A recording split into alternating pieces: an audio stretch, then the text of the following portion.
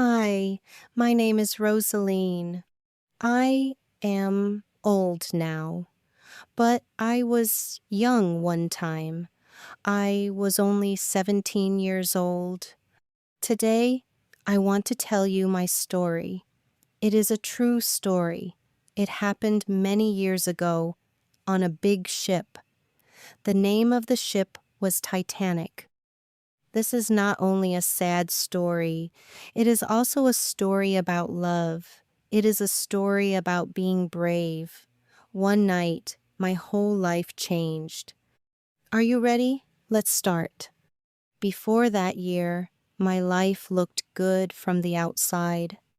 I lived with my mother in a big house. We had nice clothes. We had a lot of money. But money does not make you happy. Not always. My mother wanted me to marry a rich man. His name was Cornelius. He was handsome. He was rich. But I did not love him. I did not even like him very much. I felt like a bird in a golden cage. The cage was pretty, but I could not fly. I could not choose my own life. I felt sad every day. I smiled on the outside, but inside, I felt empty. One day, my mother said, "Roseline, we are going on a trip. We are going on the biggest ship in the world. Its name is Titanic." Titanic was huge. It was taller than a building. It had many rooms. It had a big staircase, like in a palace. It had music, dancing, and pretty lights. Everyone said, "This ship is perfect. This ship is safe. Nothing can stop this ship." I stood on the deck of Titanic. I looked at the ocean. It was gray and cold and very big. I did not feel happy. I felt trapped. I was going to a new city to marry a man I did not love. I looked down at the dark water. For one small moment, I thought about jumping. That is when I met him. His name was Jack. Jack was not rich. He did not have nice clothes. He did not have money. But he had something better, a free heart. Jack was an artist. He liked to draw pictures. He liked to laugh. He liked to look at the stars and dream. He saw me near the edge of the ship. He walked over, slowly. He said, "Don't do it." I said, "Do what?" He said, "Whatever you are thinking, step back.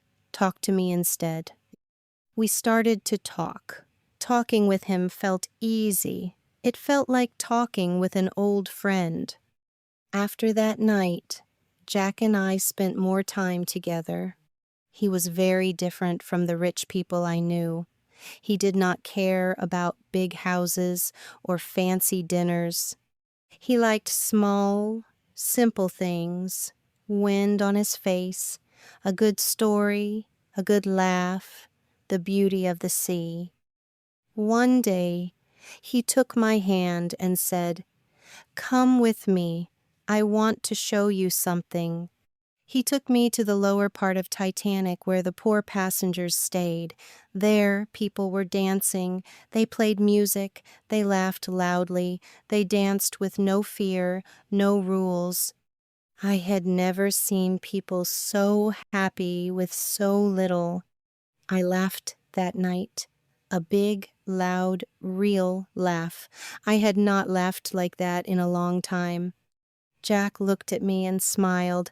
He said, "See, this is real life." Every day after that, I found a reason to see Jack. We walked on the deck together. We watched the sun go down over the ocean. He drew a picture of me. It was a simple picture, but it felt more real than any photo. He told me about his dreams. He wanted to travel the world. He wanted to draw pictures in every country. He had no money, but he had big dreams. His dreams made me believe in my own dreams too. I told him about my fear of marrying a man I did not love, my fear of living a life that was not mine. He listened. He did not judge me. He simply said, "You can choose a different life, Roseline. It is not too late."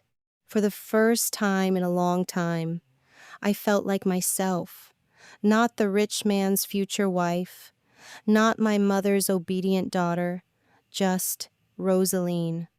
I started to fall in love with him, slowly, softly, like the sun rising in the morning. Titanic was moving fast across the ocean, too fast, some people said. One evening, a worker said quietly, "The captain wants to go faster. He wants to arrive early. He wants to make history." Another worker said, "But there is ice in this water. It is dangerous to go fast." But no one listened. People called Titanic unsinkable. They believed nothing could ever go wrong. That night, the air became very cold. The stars were bright.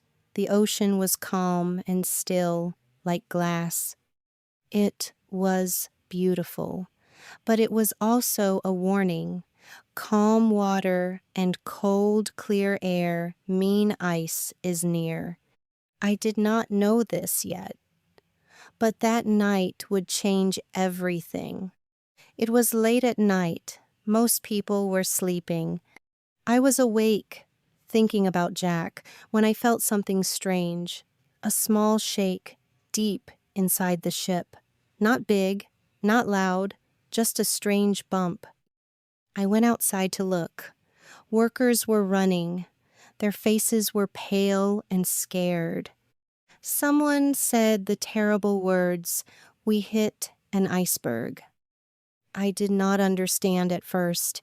Titanic was so big, so strong. How could a piece of ice hurt it? Then I saw the water. Cold, dark ocean water coming into the lower floors of the ship. Titanic, the ship they called unsinkable, was sinking. Within minutes, everything changed. Lights flickered, people screamed, workers ran and shouted orders, passengers came out of their rooms confused, some were still in their night clothes, did not understand at first. Titanic was so big, so strong, how could a piece of ice hurt it? I ran to find Jack. My heart beat very fast. I found him near the lower deck. He was helping other passengers find their way up. "Jack!" I shouted. "The ship is sinking!" He grabbed my hand. "Come with me. I will get you to a small boat. Now." There were not enough small boats for everyone on Titanic. This is the saddest part of my story. The ship looked beautiful, but there were not enough boats to save every person on board. Workers shouted, "Women and children first! Women and children first!" We reached the small rescue boats. People pushed, people cried, mothers held their children close, husbands said goodbye to their wives. A worker grabbed my arm. "Miss, get in the boat, now!" I looked at Jack. My heart broke. "Come with me," I said. "Please, Jack, come with me." Then I heard a big sound, a loud crack like thunder. Titanic broke. The middle of the ship broke into two parts. People screamed. The boat near me shook. It moved to one side. I fell down. Cold water came fast. I fell into the water. Jack fell too. Now we were both in the ocean. The water was very, very cold. It felt like ice and fire together. I could not breathe well. I tried to stay on top of the water. I heard Jack's voice near me. He said, "Rosaline, swim to me." Many people were in the water. Some people swam. Some people called for help. Some people were too tired to move. Jack swam to me. He held my arm. He said, "Stay calm. Look for something that floats. Anything." Other people did the same thing. We found a big wooden door. It was floating on the water. It broke off from the ship. Jack and two other men pushed the door to us. There was me, a mother, her small child, and an old man. Jack said to the other men, "Help them first, the mother and the child first, then anyone who can fit." We put the mother and child on the door, then me. The door was small. It could not hold many people. Every time one more person got on, the door went lower in the water. There was no more space. Jack could not get on. The two men who helped him could not get on too. They stayed in the water. They held the edge of the door with their hands. The night was long. The night was very cold. Jack held the door with one hand. He held my hand with his other hand. He said, "Talk to me. Please, Rosaline, keep talking. Tell me your dreams." So I talked. I talked about the places I wanted to see. I talked about the person I wanted to be. I talked because I was scared. I talked because it helped Jack stay awake. Slowly, his hand felt colder. His voice became quiet, but he still smiled at me. Even when the cold made him weak, he smiled. He said softly, promise me you will live, really live, not just stay alive, live." I said, "I promise." I held his hand tighter. We waited for help. Every minute felt like 1 hour. The stars were bright above us. The sky was quiet. It did not know what was happening below. At last, we saw a light far away. A rescue ship was coming. When the small rescue boats reached us, Jack's hand was not moving anymore. The cold water took him. It happened quietly.